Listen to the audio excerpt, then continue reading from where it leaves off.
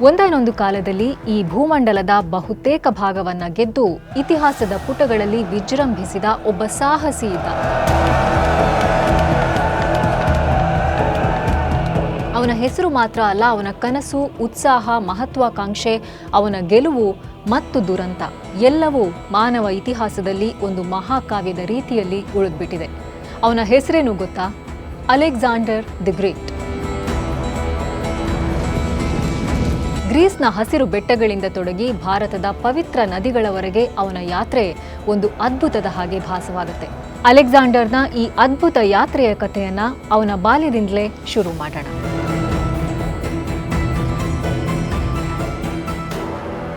Alexander ಹುಟ್ಟಿದ್ದು ಅಜಿಯನ್ ಸಮುದ್ರ ತೀರದಲ್ಲಿರೋ ಮೆಸಡೋನಿಯಾ ಅನ್ನೋ ಪುಟ್ಟ ರಾಜ್ಯದಲ್ಲಿ. ರಾಜ ಫಿಲಿಪ್ ಮತ್ತು ರಾಣಿ ಒಲಿಂಪಿಯಾಸ್ ಅವರಿಗೆ ಒಬ್ಬ ಮಗ ಹುಟ್ತಾನೆ.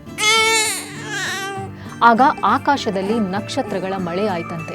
ಈ ಮಗುನ ನೋಡಿ ಒಬ್ರು ಜ್ಯೋತಿಷಿ ಈ ಮಗು ಸಿಂಹವೊಂದನ್ನ ಕೊಂದ ದಿನ ಸಾಮ್ರಾಜ್ಯವನ್ನ ಗೆಲ್ತಾನೆ ಅಂತ ಹೇಳಿದ್ರಂತೆ. ಅದನ್ನ ಕೇಳಿದ ಅವನ ಹೆತ್ತೋರು ಅವನಿಗೆ ಅಲೆಕ್ಸಾಂಡರ್ ಅಂತ ಹೆಸರಿಟ್ರು. ಅಲೆಕ್ಸಾಂಡರ್ ಅನ್ನೋದು ಪುರಾತನ ಗ್ರೀಕ್ ಹೆಸರು, ಅಂದ್ರೆ ಮನುಕುಲದ ರಕ್ಷಕ ಅನ್ನೋ ಅರ್ಥ. ಅವನು ಬೆಳೆದಿದ್ದೆಲ್ಲ ಯುದ್ಧದ ವಾತಾವರಣದಲ್ಲೇ. ಅವನ ತಂದೆ ಫಿಲಿಪ್ ಒಬ್ಬ ಕ್ರೂರ ಮತ್ತು ಬುದ್ಧಿವಂತ ರಾಜ. ಅವನು ಗ್ರೀಸ್ನ ಸಣ್ಣ ಸಣ್ಣ ರಾಜ್ಯಗಳನ್ನು ಒಂದುಗೂಡಿಸಿ ಒಂದು ಶಕ್ತಿಶಾಲಿ ಸೇನೆಯನ್ನ ನಿರ್ಮಿಸ್ತಾ ಇದ್ದ. ಬಾಲ್ಯದಲ್ಲಿ ಅಲೆಕ್ಸಾಂಡರ್ ತನ್ನ ತಂದೆಯ ಕ್ರೂರತೆಯನ್ನ ನೋಡಿ ಭಯಭೀತನಾಗ್ತಾ ಇದ್ದ. ಆದ್ರೆ ಅವನ ತಾಯಿ ಒಲಿಂಪಿಯಾಸ್ ಭಾವುಕ ಹೆಣ್ಣು ಮತ್ತು ಯಾವುದನ್ನು ಹೆಚ್ಚಾಗಿ ಹೇಳ್ಕೊತಾ ಇರಲಿಲ್ಲ. ನೀನು ಜಿಯಸ್ ದೇವತೆಯ ವಂಶದವನು, ನಿನ್ನ ಮೈಲಿ ಹರಿತಾ ಇರೋದು ದೇವರ ರಕ್ತ ಅಂತ ಅವನ ತಾಯಿ ಆಗಾಗ ಹೇಳ್ತಾ ಇದ್ಲಂತೆ. ಒಂದು ಕಡೆ ಅಪ್ಪನ ಕ್ರೂರತೆ, ಇನ್ನೊಂದು ಕಡೆ ಅಮ್ಮನ ಸಾತ್ವಿಕತೆ ನಡುವೆನೇ ಅವನು ಬೆಳೆದ. ಹೀಗೆ ಬೆಳೀತಾ ಇದ್ದ ಅಲೆಕ್ಸಾಂಡರ್ಗೆ ಸಿಕ್ಕ ಗುರು ಯಾರು ಗೊತ್ತಾ? ಮಹಾ ತತ್ವಜ್ಞಾನಿ ಅರಿಸ್ಟಾಟಲ್. ಭೂಮಿಯ ಆಕಾರ, ನಕ್ಷತ್ರಗಳ ರಹಸ್ಯ, ವೈದ್ಯಕೀಯ ಶಾಸ್ತ್ರ, ಸಾಹಿತ್ಯ, ತತ್ವಜ್ಞಾನ ಹೀಗೆ ಎಲ್ಲವನ್ನೂ ಅರಿಸ್ಟಾಟಲ್ ಅಲೆಕ್ಸಾಂಡರ್ಗೆ ಕಲಿಸಿದ್ರು. ಈ ಶಿಕ್ಷಣವೇ ಅಲೆಕ್ಸಾಂಡರ್ನ ಮನಸ್ಸನ್ನ ತೆರೆದು ಜ್ಞಾನದ ಕಡೆಗೆ ಒಂದು ಹಸಿವನ್ನ, ಕುತೂಹಲವನ್ನ ಅವನಲ್ಲಿ ಉಂಟು ಮಾಡಿತು. ಹಾಗಾಗಿ ಅವನು ಕೇವಲ ಯೋಧನಾಗೋದಕ್ಕಷ್ಟೇ ಬಯಸಲಿಲ್ಲ, ಒಬ್ಬ ಜ್ಞಾನಿಯೂ ಆಗೋದಕ್ಕೆ ಬಯಸಿದ. ಅವನಿನ್ನೂ ಹದಿಹರೆಯದವನಿದ್ದಾಗ ಅವನ ತಂದೆ ಫಿಲಿಪ್ ಒಂದು ಕುದುರೆಯನ್ನ ತಂದ್ರು. ಅದರ ಹೆಸರು ಬ್ಯೂಸೆಫಲಸ್. ಆ ಕುದುರೆ ತುಂಬಾ ಕ್ರೂರವಾಗಿತ್ತಂತೆ. ಯಾರೂ ಅದ್ರ ಮೇಲೆ ಸವಾರಿ ಮಾಡೋಕ್ಕಾಗ್ತಿರ್ಲಿಲ್ಲ. ಆದ್ರೆ ಅಲೆಕ್ಸಾಂಡರ್ ಒಂದಿನ ಆ ಕುದುರೆ ತನ್ನ ನೆರಳನ್ನೇ ನೋಡಿ ಭಯ ಪಡ್ತಾ ಇರೋದನ್ನ ಗಮನಿಸ್ತಾನೆ. ಹಾಗಾಗಿ ಅವನೇನ್ ಮಾಡ್ತಾನೆ, ಕುದುರೆನ ಸೂರ್ಯನ ಕಡೆಗೆ ತಿರುಗಿಸಿ ಅದರ ನೆರಳು ಬೀಳದೆ ಇರೋ ಹಾಗೆ ಮಾಡಿ ಕುದುರೆ ಮೇಲೆ ಹತ್ತಿ ಕೂತ್ಕೋತಾನೆ. ಆ ದಿನ ಮೆಸಿಡೋನಿಯಾದ ಜನಕ್ಕೆ ತಮ್ಮ ಕಣ್ಣುಗಳನ್ನೇ ನಂಬೋಕಾಗ್ಲಿಲ್ಲ. ಯಾರೂ ಏರಕ್ಕಾಗದೇ ಇರೋ ಕುದುರೆ ಮೇಲೇರಿ ರಾಜಕುಮಾರ ಅಲೆಕ್ಸಾಂಡರ್ ಸವಾರಿ ಮಾಡ್ತಾ ಇದ್ದಾನೆ. ಇದೇ ಕುದುರೆ ಮುಂದೆ ಅಲೆಕ್ಸಾಂಡರ್ನ ನಿಕಟ ಸ್ನೇಹಿತನಾಗತ್ತೆ, ಯುದ್ಧದಲ್ಲಿ ಸಂಗಾತಿಯಾಗತ್ತೆ. ಚತುರ ರಾಜಕುಮಾರ ಅಲೆಕ್ಸಾಂಡರ್ 20 ವರ್ಷದವನಾಗಿರುವಾಗ ಅವನ ಬದುಕಲ್ಲಿ ಒಂದು ದುರಂತ ಸಂಭವಿಸತ್ತೆ. ಅದು ಅವನ ತಂದೆ ಫಿಲಿಪ್ ಕೊಲೆಯಾಗ್ತಾನೆ. ರಾಜ್ಯದಲ್ಲಿ ಒಂದು ರೀತಿಯ ಅಶಾಂತಿ, ಆತಂಕ ಉಂಟಾಗತ್ತೆ. ಯುವ ರಾಜಕುಮಾರ ಅಲೆಕ್ಸಾಂಡರ್ ಹೇಗೂ ಚಿಕ್ಕೋನು, ಅವನನ್ನ ಸೋಲಿಸ್ಬೋದು ಅಂತ ಶತ್ರುಗಳು ಭಾವಿಸ್ತಾರೆ. ಆದರೆ ಶತ್ರುಗಳ ಲೆಕ್ಕಾಚಾರವನ್ನ ಅಲೆಕ್ಸಾಂಡರ್ ತಲೆ ಕೆಳಗಾಗಿಸ್ತಾನೆ. ತನ್ನ ತಂದೆಯ ಸೇನೆಯನ್ನ ತಕ್ಷಣವೇ ತನ್ನ ನಿಯಂತ್ರಣಕ್ಕೆ ತಗೋತಾನೆ. ಬಹಳ ವೇಗವಾಗಿ, ಯಾವುದೇ ಹಿಂಜರಿಕೆ ಇಲ್ಲದೆ ನಿರ್ಧಾರಗಳನ್ನ ತಗೋತಾನೆ. ಹೇಗೆ ಅಂದ್ರೆ, ಥೇಬ್ಸ್ ನಗರ ಬಂಡಾಯ ಇದ್ದಾಗ ಅಲೆಕ್ಸಾಂಡರ್ ಯಾವುದೇ ದಾಕ್ಷಿಣ್ಯ ಇಲ್ಲದೆ ಇಡೀ ನಗರವನ್ನೇ ನೆಲಸಮ ಮಾಡಿ ಎಲ್ಲರಿಗೂ ಒಂದು ಸಂದೇಶ ಕೊಡ್ತಾನೆ. ನನ್ನನ್ನು ಬೀಳಿಸ್ಬೇಕು ಅಂತ ಅಂದ್ಕೊಳ್ತಾ ಇರೋರು ನೋಡಿ, ಈ ಥರ ನೆಲಸಮ ಆಗಿರೋ ಥೇಬ್ಸ್ ನಗರದ ಹಾಗೆ ಅವಶೇಷಗಳಾಗಿ ಬಿಡ್ತೀರಾ ಅಂತ ಗುಡುಕ್ತಾನೆ. ಗೆಲ್ಲೋದೊಂದೇ ಅವನ ಗುರಿ ಆಗುತ್ತೆ. ಹಾಗಿದ್ದು ಕೂಡ ಅವನ ಸೈನ್ಯ ಅವನಿಗೆ ಹೆದರ್ಕೊಂಡು ಇರ್ತಾ ಇರ್ಲಿಲ್ವಂತೆ. ಅವನು ತನ್ನ ಸೈನಿಕರ ಜೊತೆ ಸ್ನೇಹಿತನ ಹಾಗೆ ಇರ್ತಾ ಇದ್ನಂತೆ. ಅವನ ಸೈನ್ಯ ಅವನನ್ನ ದೊರೆ, ಕಿಂಗ್ ಅಂತೆಲ್ಲ ಹೇಳ್ತಿರ್ಲಿಲ್ಲ. ಅಲೆಕ್ಸಾಂಡರ್ ಅಂತ ಅವನ ಹೆಸರಿಟ್ಟೇ ಮಾತಾಡಿಸ್ತಾ ಇದ್ರಂತೆ. ಯುದ್ಧ ಭೂಮಿಲಿ ಅವನು ಕೂಡ ಒಬ್ಬ ಸಾಮಾನ್ಯ ಸೈನಿಕನ ಹಾಗೆ ಎಲ್ಲರ ಜೊತೆ ಹೋರಾಡ್ತಾ ಇದ್ದಿದ್ದೇ ಈ ಸ್ನೇಹಕ್ಕೆ ಕಾರಣ.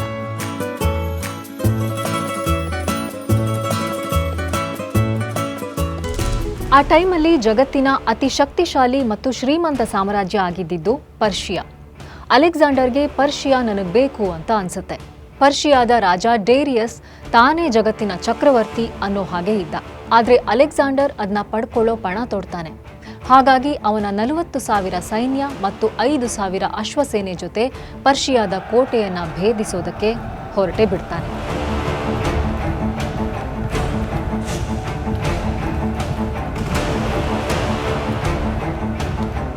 ಗ್ರಾನಿಕಸ್ ಅನ್ನೋ ನದಿಯ ದಂಡೆಯಲ್ಲಿ ಪರ್ಷಿಯನ್ನರ ಜೊತೆ ಯುದ್ಧ ಆಗತ್ತೆ.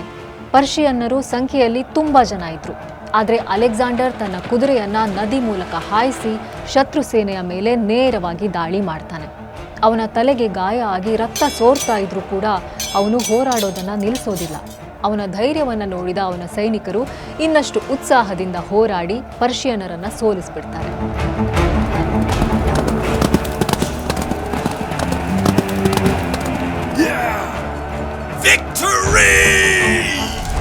ಪರ್ಷಿಯನ್ ಚಕ್ರವರ್ತಿ ಡೇರಿಯಸ್ ತನ್ನ ರತ್ನಖಚಿತ ತಂಬೂರಿ, ಅವನ ರಾಣಿ ಹಾಗೂ ರಾಜಕುಮಾರಿಯರೊಂದಿಗೆ ಈ ಯುದ್ಧ ಕಣಕ್ಕೆ ಬಂದಿದ್ನಂತೆ. ಯುದ್ಧದಲ್ಲಿ ಸೋತಾಗ ಓಡ್ ಹೋಗ್ಬಿಟ್ನಂತೆ. ಚಕ್ರವರ್ತಿ ಇಲ್ಲದೆ ರಾಣಿ ಮತ್ತು ರಾಜಕುಮಾರಿಯರು ಅಲೆಕ್ಸಾಂಡರ್ ನಮ್ಮನ್ನ ಕೊಂದೇ ಬಿಡ್ತಾನೆ ಅಂತ ಹೆದರ್ಕೊಂಡಾಗ ಅವನೇನ್ ಹೇಳಿದ್ನಂತೆ ಗೊತ್ತಾ? ನಾನು ಪರ್ಷಿಯನ್ನರ ಶತ್ರು, ಸ್ತ್ರೀಯರ ಶತ್ರು ಅಲ್ಲ. ಇಂಟ್ರೆಸ್ಟಿಂಗ್ ಅಲ್ವಾ? ಹೀಗಾಗಿ ಅಲೆಕ್ಸಾಂಡರ್ ಚರಿತ್ರೆಯಲ್ಲಿ ಇನ್ನಷ್ಟು ವಿಶೇಷವಾಗಿ ಕಾಣ್ತಾನೆ. ಅವನ ಯಾತ್ರೆ ಇಷ್ಟಕ್ಕೆ ಮುಗಿಯೋದಿಲ್ಲ. ಪ್ರಪಂಚದ ಇಂಚಿಂಚನ್ನು ದಾಟಬೇಕು, ಜಗತ್ತಿನ ಕೊನೆಯ ಅಂಚು ಯಾವುದೋ ಅದನ್ನು ಮುಟ್ಬೇಕು, ಅದನ್ನು ಗೆಲ್ಬೇಕು ಅನ್ನೋ ತೀವ್ರ ಮಹತ್ವಾಕಾಂಕ್ಷಿ ಅವನು. ಜಗತ್ತನ್ನ ಗೆಲ್ಬೇಕು ಅನ್ನೋ ಅವನ ಹಸಿವು ಇನ್ನೂ ತಣದಿರಲಿಲ್ಲ. ಈಜಿಪ್ಟ್ಗೆ ಹೋಗಿ ಅಲ್ಲಿ ಕೂಡ ಗೆಲ್ತಾನೆ. ಅಲೆಕ್ಸಾಂಡ್ರಿಯಾ ನಗರವನ್ನ ಸ್ಥಾಪನೆ ಮಾಡ್ತಾನೆ. ಅಲ್ಲಿ ಅವನನ್ನ ದೇವರು ಅಂತ ಪೂಜಿಸಲಾಯ್ತಂತೆ. ನಿಧಾನಕ್ಕೆ ಕಾಲ ಬದಲಾದ ಹಾಗೆ ಅಲೆಕ್ಸಾಂಡ್ರಿಯಾ ಜಗತ್ತಿನ ಜ್ಞಾನ ಮತ್ತು ವಿಜ್ಞಾನ ಕೇಂದ್ರವೂ ಆಗುತ್ತೆ. ಆದರೆ ಈ ವಿಜಯಗಳು ಅಲೆಕ್ಸಾಂಡರ್ನನ್ನ ಬದಲಾಯಿಸಕ್ಕೆ ಶುರು ಮಾಡಿದ್ವು. ಅವನು ತನ್ನನ್ನು ತಾನು ನಿಜವಾಗ್ಲೂ ದೇವರು ಅಂತ ಭಾವಿಸೋದಕ್ಕೆ ಶುರು ಮಾಡ್ದ. ಅವನಲ್ಲಿ ಬೆಳೀತಾ ಇದ್ದ ಅಹಂಕಾರವನ್ನ ಅವನ ಹಳೆಯ ಸ್ನೇಹಿತರು, ಸೇನಾಧಿಕಾರಿಗಳು ಗಮನಿಸಿದ್ರು. ಒಂದ್ಸಲ ಒಂದು ವಿವಾದದಲ್ಲಿ ಅಲೆಕ್ಸಾಂಡರ್ ತನ್ನ ಅತಿ ನಿಕಟ ಸ್ನೇಹಿತ ಮತ್ತು ರಕ್ಷಕನಾದ ಕ್ಲೈಟಸ್ನ ಕೊಂದೇ ಬಿಟ್ನಂತೆ. ಕ್ಲೈಟಸ್ ಹಿಂದೆ ಅಲೆಕ್ಸಾಂಡರ್ನ ಜೀವವನ್ನ ಉಳಿಸಿದ್ದ. ಆದರೆ ತನ್ನ ಮಾತನ್ನು ಒಪ್ಪಲಿಲ್ಲ ಅನ್ನೋ ಅಹಂನಿಂದ ತನ್ನ ರಕ್ಷಕನನ್ನೇ ಕೊಲ್ಲೋ ಮಟ್ಟಕ್ಕೆ ಅಲೆಕ್ಸಾಂಡರ್ ಹೋಗ್ಬಿಟ್ಟ. ಈ ಕೊಲೆಯ ನಂತರ ಅಲೆಕ್ಸಾಂಡರ್ 3 ದಿನಗಳ ಕಾಲ ತನ್ನ ಕೋಣೆಯಿಂದ ಹೊರಗಡೆ ಬರಲೇ ಇಲ್ವಂತೆ. ತೀವ್ರ ವೇದನೆ ಮತ್ತು ಪಶ್ಚಾತ್ತಾಪದಿಂದ ಕೊರಗೋಕ್ ಶುರು ಮಾಡಿದ್ನಂತೆ. ಈ ಕೊರಗು ಅವನ ಮಾನಸಿಕ ಅವನತಿಯ ಆರಂಭ ಆಗಿತ್ತು.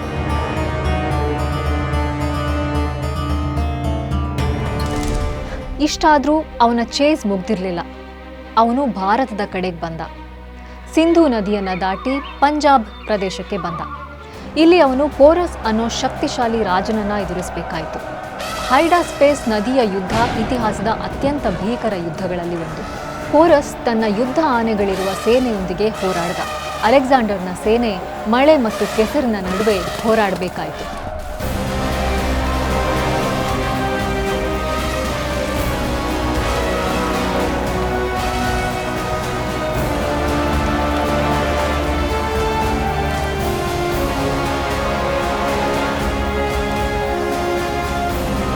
ಇಲ್ಲೂ ಕೂಡ ಅಲೆಕ್ಸಾಂಡರ್ ಜಯಿಸ್ತಾನೆ. ಅಲೆಕ್ಸಾಂಡರ್ನ ಸೈನಿಕರು ಪೋರಸ್ನನ್ನ ಬಂಧಿಸಿ ಅಲೆಕ್ಸಾಂಡರ್ನ ಮುಂದೆ ಒಪ್ಪಿಸಿದಾಗ, ನಿನ್ನನ್ನು ಹೇಗೆ ನಡೆಸ್ಕೋಬೇಕು ಅಂತ ನೀನು ಬಯಸ್ತೀಯಾ ಅಂತ ಅಲೆಕ್ಸಾಂಡರ್ ಅವನನ್ನ ಕೇಳಿದ್ನಂತೆ. ಆಗ ಪೋರಸ್ ಧೈರ್ಯವಾಗಿ, ಒಬ್ಬ ರಾಜ ಇನ್ನೊಬ್ಬ ರಾಜನನ್ನ ಹೇಗೆ ನಡೆಸ್ಕೋತಾನೋ ಹಾಗೆ ಅಂತ ಹೇಳಿದ್ನಂತೆ. ಈ ಮಾತು ಅಲೆಕ್ಸಾಂಡರ್ನ ಹೃದಯವನ್ನ ನಾಟಿಬಿಡ್ತು. ಕೇವಲ ಈ ಮಾತಿಂದ ಇಂಪ್ರೆಸ್ ಆಗಿ ಅಲೆಕ್ಸಾಂಡರ್ ಪೋರಸ್ನ ರಾಜ್ಯವನ್ನ ಅವನಿಗೆ ಹಿಂದಿರುಗಿಸ್ಬಿಡ್ತಾನೆ. ಅಷ್ಟೇ ಅಲ್ಲ, ಆಮೇಲಿಂದ ಪೋರಸ್ ಅಲೆಕ್ಸಾಂಡರ್ನ ಆಪ್ತ ಮಿತ್ರನೂ ಆಗ್ತಾನೆ. ಎಂಥ ಮನಸ್ಸಲ್ವಾ! ತನ್ನ ಪ್ರಾಣ ಕಾಪಾಡಿದ ಕ್ಲೈಟಸ್ನ ಕೊಂದ ಇದೇ ಅಲೆಕ್ಸಾಂಡರ್ ತನ್ನ ಮುಂದೆ ಬಂಧಿತನಾದವನ ಮಾತಿಗೆ ಸೋತು ಅವನ ಆಪ್ತ ಮಿತ್ರನಾಗೋದು ಏನು ಆಶ್ಚರ್ಯ! ಆದರೆ ಇದೇ ಯುದ್ಧ ಅವನ ಕೊನೆಯ ಯುದ್ಧವೂ ಆಗತ್ತೆ. ಕಳೆದ 10 ವರ್ಷಗಳಿಂದ ಅವನ ಸೈನಿಕರು ಸತತವಾಗಿ ಹೋರಾಡಿ 18,000 ಕಿಲೋಮೀಟರ್ಗಳಷ್ಟು ದೂರ ನಡೆದು ಸುಸ್ತಾಗಿ ಬಿಟ್ಟಿದ್ರು. ಇನ್ನೂ ಕ್ರಮಿಸೋದು ಅವರಿಂದ ಅಸಾಧ್ಯ ಆಗ್ಬಿಟ್ಟಿತ್ತು. ಅಲ್ಲದೆ ಇಲ್ಲಿನ ಮಳೆ, ರಾಡಿಯಲ್ಲಿ ಹೋರಾಡೋ ಉತ್ಸಾಹವನ್ನ ಸೈನಿಕರು ಕಳ್ಕೊಂಡ್ಬಿಟ್ಟಿದ್ರು. ಇದರಿಂದಾಗಿ ಅಲೆಕ್ಸಾಂಡರ್ಗೆ ನಿರಾಸೆಯಾಯಿತು. ಅವನೇನೋ ಭೂಮಿಯ ಅಂತ್ಯದವರೆಗೂ ಸಾಗಬೇಕು ಅನ್ನೋ ಮಹತ್ವಾಕಾಂಕ್ಷೆ ಹೊತ್ತಿದ್ದ. ಆದರೆ ಅವನ ಸೈನಿಕರ ಅಸಹಕಾರದಿಂದ ಅವನು ಮತ್ತೆ ಹಿಂದಿರುಗಬೇಕಾಯ್ತು. ಹೀಗಂತ ಗ್ರೀಕ್ ಹಿಸ್ಟ್ರಿ ರೆಕಾರ್ಡ್ ಹೇಳುತ್ತೆ. ಆದರೆ ಅಷ್ಟರಲ್ಲಿ ಭಾರತದ ತಕ್ಷಶಿಲೆ ವಿಶ್ವವಿದ್ಯಾಲಯದಲ್ಲಿ ಚಾಣಕ್ಯ ತನ್ನ ವಿದ್ಯಾರ್ಥಿಗಳನ್ನು ಗುಂಪುಗೂಡಿಸಿ ವಿದೇಶಿಗರು ಭಾರತವನ್ನು ಕೊಳ್ಳೆ ಹೊಡೆಯೋದನ್ನು ತಡೆಯೋದಕ್ಕೆ ತಂತ್ರಗಳನ್ನು ಸಿದ್ಧಪಡಿಸ್ತಾ ಇದ್ನಂತೆ. ಚಾಣಕ್ಯನ ತಂತ್ರಗಾರಿಕೆಯಿಂದ ಅಲೆಕ್ಸಾಂಡರ್ ಹಿಂತಿರುಗಿ ಹೋಗಬೇಕಾಯಿತು ಅನ್ನೋ ಇನ್ನೊಂದು ಆಯಾಮ ಕೂಡ ಇಲ್ಲಿದೆ. ಚಾಣಕ್ಯ ತನ್ನ ವಿದ್ಯಾರ್ಥಿಗಳಲ್ಲಿ ಒಬ್ಬನಾದ ಚಂದ್ರಗುಪ್ತ ಮೌರ್ಯನನ್ನ ತರಬೇತು ಮಾಡಿ ಮೌರ್ಯ ಸಾಮ್ರಾಜ್ಯದ ಸ್ಥಾಪನೆಯ ತಯಾರಿಯಲ್ಲಿದ್ದ. ಭಾರತವನ್ನ ಒಗ್ಗೂಡಿಸುವ ಮಹಾಕಾರ್ಯದ ಸಿದ್ಧತೆಯಲ್ಲಿದ್ದ. ಈ ಸಮಯದಲ್ಲೇ ಅಲೆಕ್ಸಾಂಡರ್ ಕೂಡ ತನ್ನ ಯಾತ್ರೆಯನ್ನ ಅಂತ್ಯಗೊಳಿಸಿ ಹಿಂತಿರುಗಿ ಹೋಗ್ಬಿಟ್ಟ. ಹಿಂದಿರುಗೋ ಮಾರ್ಗದಲ್ಲಿ ಅಲೆಕ್ಸಾಂಡರ್ನ ಪ್ರೀತಿಯ ಕುದುರೆ ಬ್ಯೂಸೆಫಾಲಸ್ ಸತ್ತೇ ಹೋಯಿತು. ಅಲೆಕ್ಸಾಂಡರ್ ತನ್ನ ಪ್ರೀತಿಯ ಕುದುರೆಯ ಹೆಸರಲ್ಲಿ ಒಂದು ನಗರವನ್ನೇ ಕಟ್ಟಿಸ್ದ. ಅದನ್ನ ಗೌರವಿಸ್ದ. ಅವನು ಹಿಂದಿರುಗಿದ ಮೇಲೆ ಹಠಾತ್ತಾಗಿ ಅನಾರೋಗ್ಯಕ್ಕೆ ತುತ್ತಾದ. ಮಲೇರಿಯಾದಿಂದ ಬಳಲಿ ತೀರ್ಕೊಂಡ ಅಂತ ಹೇಳಲಾಗತ್ತೆ. ಅದು ಕ್ರಿಸ್ತಪೂರ್ವ 323. ಅಲೆಕ್ಸಾಂಡರ್ಗೆ ಆಗ ಕೇವಲ 32 ವರ್ಷ. ಜಗತ್ತನ್ನೇ ಗೆಲ್ಲೋ ಹುಮ್ಮಸ್ಸಿನ ಮಹಾವೀರ ಈ ಜಗತ್ತನ್ನೇ ತೊರೆದು ಹೋದ. ಅವನ ಬದುಕೆಷ್ಟು ಡ್ರಾಮ್ಯಾಟಿಕ್ ಆಗಿತ್ತೋ ಅವನ ಮರಣ ಕೂಡ ಅಷ್ಟೇ ಡ್ರಾಮ್ಯಾಟಿಕ್ ಆಗಿತ್ತು. ಅವನು ತನ್ನ ಸೇನಾಧಿಕಾರಿಗಳನ್ನ ಕರೆದು ನನ್ನ ಶಕ್ತಿಶಾಲಿ ಸಾಮ್ರಾಜ್ಯವನ್ನ ಅತಿ ಶಕ್ತಿವಂತನಿಗೆ ಬಿಟ್ಟು ಹೋಗ್ಬೇಕು ಅಂತ ಹೇಳಿದ್ನಂತೆ. ಆದರೆ ಈ ಪ್ರಶ್ನೆಯಾಗಿ ಉಳಿದ್ಬಿಡ್ತು. ಅತಿ ಶಕ್ತಿವಂತ ಅಂದ್ರೆ ಯಾರು? ಅದು ಅವರವರೊಳಗೆ ಕಾದಾಟಕ್ಕೆ ಕಾರಣ ಆಯಿತು. ಅಲೆಕ್ಸಾಂಡರ್ ಸತ್ತ ಮೇಲೆ ಅವನ ಸೇನಾಧಿಕಾರಿಗಳು ಅವನ ಸಾಮ್ರಾಜ್ಯವನ್ನ ತಮ್ಮೊಳಗೆ ಪಾಲ್ ಮಾಡಿಕೊಂಡ್ರು. ಅಲೆಕ್ಸಾಂಡರ್ ಬಿಟ್ಟು ಹೋದ ಭೂಮಿ ರಕ್ತ ಚೆಲ್ಲಿದ ಯುದ್ಧ ಭೂಮಿ ಆಯಿತು.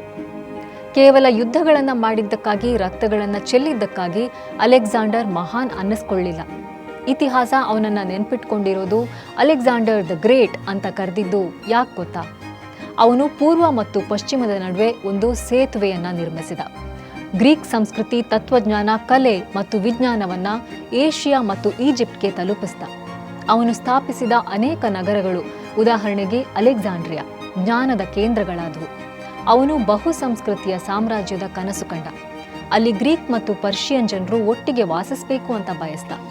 ತಾನೇ ಒಬ್ಬ ಪರ್ಷಿಯನ್ ರಾಜಕುಮಾರಿಯನ್ನ ಮದುವೆಯೂ ಆಗಿ ತನ್ನ ಸೈನಿಕರಿಗೂ ಸ್ಥಳೀಯ ಹೆಣ್ಣುಗಳನ್ನ ಮದುವೆ ಆಗೋದಕ್ಕೆ ಉತ್ತೇಜನ ನೀಡಿದ. ಇವೆಲ್ಲವುಗಳಲ್ಲಿ ಅವನಿಂದ ಸಿಗೋ ಅತಿ ದೊಡ್ಡ ಪಾಠ ಅಂದ್ರೆ ಅವನ ದುರಂತ ಅಂತ ಅನ್ಸುತ್ತೆ. ಪ್ರಪಂಚ ಎಲ್ಲ ಗೆದ್ರೂ ತನ್ನೊಳಗಿನ ರಾಕ್ಷಸನನ್ನ ಅವನಿಂದ ಗೆಲ್ಲೋಕಾಗ್ಲಿಲ್ಲ. ಅಹಂಕಾರ, ಕ್ರೋಧ ಮತ್ತು ತಾನೊಬ್ಬನೇ ಎಲ್ಲ ಅನ್ನೋ ಅವನ ಭ್ರಮೆ ಅವನನ್ನ ನಾಶ ಮಾಡ್ತು. ಗೆಲುವು ಅಂದ್ರೆ ಏನ್ ಹಾಗಾದ್ರೆ? ಭೂಮಿಯನ್ನ ಗೆಲ್ಲೋದಾ ಅಥವಾ ತನ್ನೊಳಗಿನ ಕೋಪ ಮತ್ತು ಅಹಂಕಾರವನ್ನ ಗೆಲ್ಲೋದಾ? ಅಲೆಕ್ಸಾಂಡರ್ನ ಕಥೆ ಕೇಳಿದ್ಮೇಲೆ ಇಂಥ ಪ್ರಶ್ನೆಯೊಂದು ಮೂಡುತ್ತೆ. ಏನೆಲ್ಲ ಯುದ್ಧಗಳನ್ನ ಗೆದ್ರೂ, ಜಗತ್ತನ್ನೇ ಗೆದ್ದೆ ಅಂದ್ಕೊಂಡ್ರು, ಸತ್ತಾಗ ಅವನೇನಾದ್ರೂ ತಗೊಂಡು ಹೋಗೋದಕ್ಕೆ ಸಾಧ್ಯ ಆಯ್ತಾ? ವಿಶ್ವವನ್ನೇ ಗೆದ್ರೂ ಒಬ್ಬ ವ್ಯಕ್ತಿಯ ಹೃದಯ ಗೆಲ್ಲೋದೇ ನಿಜವಾದ ಗೆಲುವು ಅಂತ ಅನ್ಸುತ್ತೆ. ನಿಮ್ಗೇನ್ ಅನ್ಸುತ್ತೆ? ನಿಮ್ಮ ಪ್ರಕಾರ ಗೆಲುವು ಅಂದ್ರೆ ಏನು? ಗೆಲುವಿನ ಬಗ್ಗೆ ನಿಮ್ಮ ಅಭಿಪ್ರಾಯಗಳನ್ನು ಶೇರ್ ಮಾಡಿ. ಅಲೆಕ್ಸಾಂಡರ್ನ ಕಥೆಯ ಬಗ್ಗೆ ಏನನ್ನಿಸ್ತು ಅನ್ನೋದನ್ನ ಕೂಡ ಕಮೆಂಟ್ ಸೆಕ್ಷನ್ನಲ್ಲಿ ತಿಳಿಸಿ. ಹಾಗೆ ಜಗತ್ತಿನ ವಿವಿಧ ಭಾಗಗಳಿಂದ ಆಯ್ದ ಕಥೆಗಳನ್ನು ಕೇಳೋದಿಕ್ಕೆ tales with Rashmi YouTube channel follow ಮಾಡಿ.